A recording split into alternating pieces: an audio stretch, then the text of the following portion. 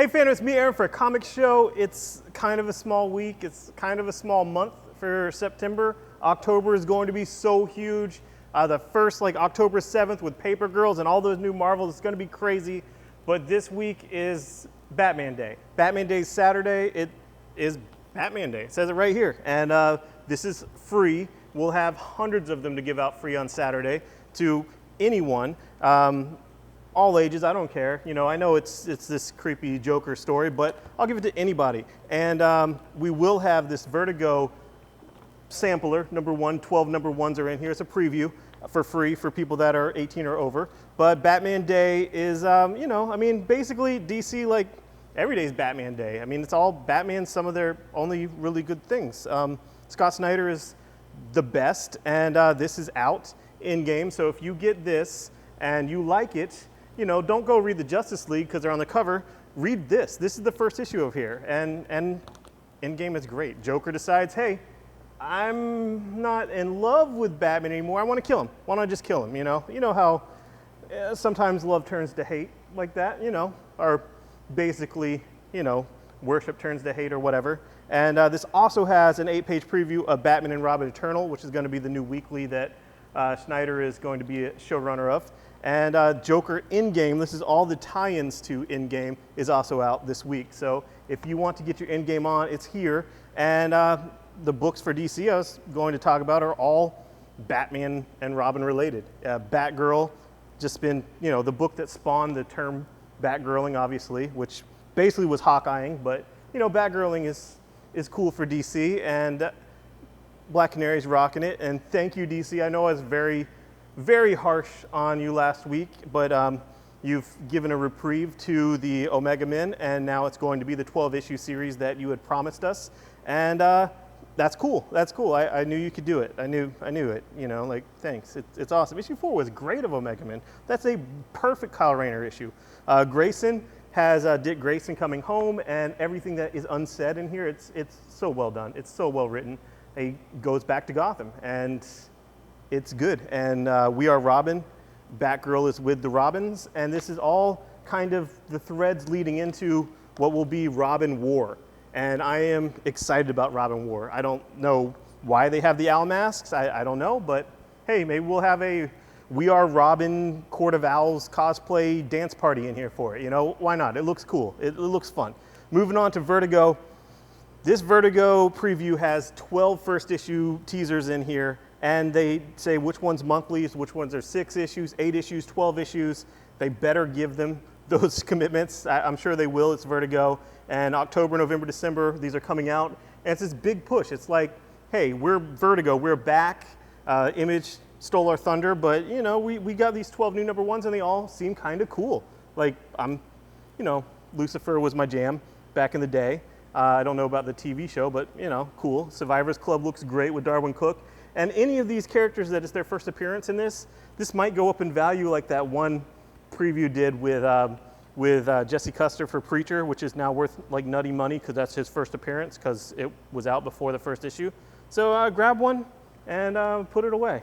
And Vertigo, you guys know me, watch these videos, I'm a big Vertigo junkie from 93, 94, 95, my high school years when these books actually became under the banner of Vertigo as opposed to just hey, DC does some edgy books that are mature readers and, they're DC, but, come on, it's not Superman. It's called Vertigo. And, I looked up the dictionary what Vertigo meant then and because, public school educated. And, hey, this is fun. This is cool. This really defines how I feel about these books. And this, Free Country, A Tale of the Children's Crusade. Children's Crusade was basically the only crossover Vertigo did, company-wide crossover, because it wasn't a hero book, universe. It wasn't a hero shared universe. It wasn't, they were sort of in the same type of not DC universe, but they crossed over Hellblazer and Shay the Changing Man. They sort of crossed over in some things like Winter's Edge and whatnot, but this was an actual crossover. This is Teffy, Tim Hunter, you got Maxine from Animal Man, you got Susie from Black Orchid, you got Dorothy from Doom Patrol, and you got the Dead Boy Detectives kind of tying it all together.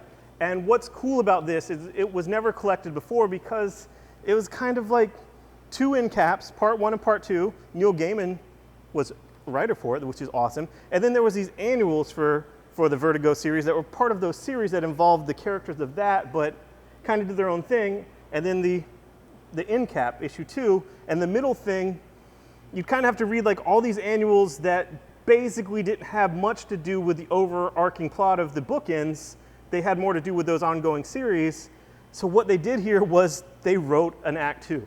Like there's a brand new Act 2 in the middle of this. New art, great writer, great artist. Peter Gross is drawing it, and it's cool. Like I can't wait to get home and read this whole thing. Of course I read it back in the day, but there is a new middle arc that makes it one flowing narrative. And Neil Gaiman wrote the foreword, which I did already read, and he gives it his seal of approval. So, you know, you can't pay him for that. It's either is or isn't. So they did something amazing. I'm excited. Nostalgia for everyone.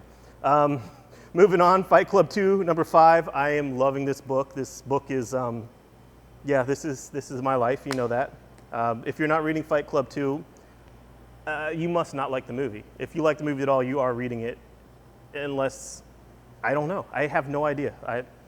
I want to meet someone that says they love the movie and doesn't want to read the comic. I just really want to be like, what the F is wrong with you? Like, I want to kick your ass. You're stupid, and I hate you, and I'm going to take out all my pent-up aggression about the comic industry and my lackluster life and all my failed dreams out on that person. So, you know, you see me at a con, just take the hit, you know, make the sacrifice. Avatar, Last Airbender. I thought this was a trilogy of trilogies, but this is the 4th, so like, what is it, like a quadrangle? Like, Cap, what is a trilogy once there's 4? A quadrilogy. A quadrilogy. So if you like Avatar, you're going to want this because you got all the other ones, and you have to continue getting it because it's a new story, and it's by the same creative teams, and that's what you want. So enjoy it. I haven't taken the Avatar plunge. It looks like Red Tornado's wearing human skin, and it's cool, but I don't know. Whatever. Nameless is finally out, number 4. Loving that with Grant Morrison and Chris Burnham, who's writing and doing covers for E for Extinction. That's probably why that's so late, unless it's Grant Morrison's fault. Maybe he's doing too much LSD or something, I don't know. And Wolf by Ellis Cott. This is my favorite Ellis Cott book, and Ellis Cott is an amazing, amazing man. Moving on to Marvel. Just little drips and drabs of Marvel stuff while we're waiting for this huge push. Like, DC's having this Batman Day. Marvel's gonna have Marvel Month. Like, October is going to be insanity. But there's some things that I have to talk about today. The first being 50 Years of S.H.I.E.L.D., Fury number 1. This is David Walker, the same guy from Shaft, yeah, damn right, and Cyborg, and now he's doing Fury, you know? And it's Fury's son, Fury, the black Nick Fury, who looks like, you know, the Samuel Jackson or Ultimates Nick Fury from the movies or the Ultimates, but is in the regular Marvel Universe. He's also missing an eye.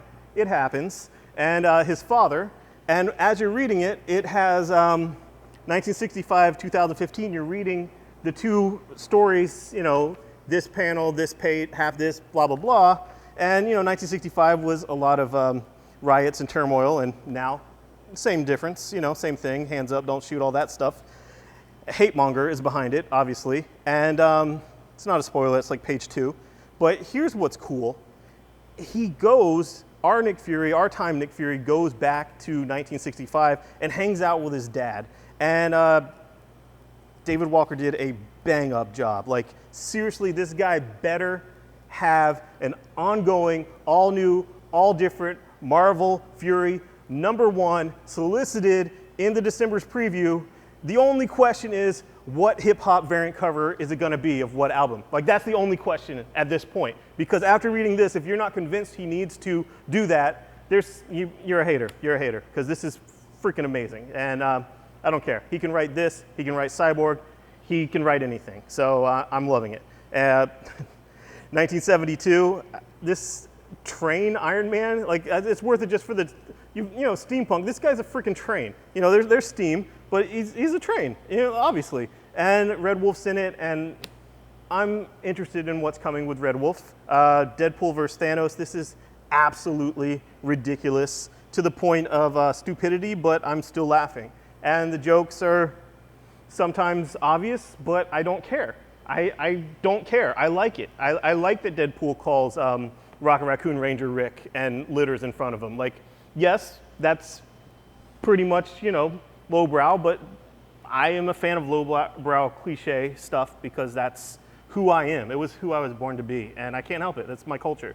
And, you know, I'm enjoying it. And Howard the Duck, Zdarsky, I'm going to be pushing this to all of the Sex Criminals fans. It is the artist from Sex Criminals, co-creator of Sex Criminals, writing Howard the Duck. The art's great from Quinones, and it's just so much fun to me. For example, you see Spider-Man on the cover. He doesn't actually team up with Spider-Man per se. He has a whole issue where he teams up with Aunt May, and it's awesome. You know, I mean, I love the Golden Girls. You know, I'd like Aunt May to get an ongoing series, but barring that, maybe she can team up with Howard the Duck. Maybe she could be a secretary. Why not? You know, I mean, yeah, she doesn't need the money, but she married rich. She did good for herself. But Howard the Duck is a great book, and I like how they did Volume 0 on the spine because they know it's relaunching and that will be one, and they don't want two competing Volume 1s on the shelf at the same time. Good on you, Marvel. I won't have to explain that to everyone every time someone picks up a volume of Green Lantern and says, hey, what order should I read this in, Jeff Johns? Anyway, thanks, guys. Enjoy Batman Day. We're going to have a huge sale on everything Batman. Batman Day, in addition to free stuff, huge sale. Buy X, get Y free. I don't know. I'll do the algebraic equation before Saturday. Thanks, guys. Bye-bye.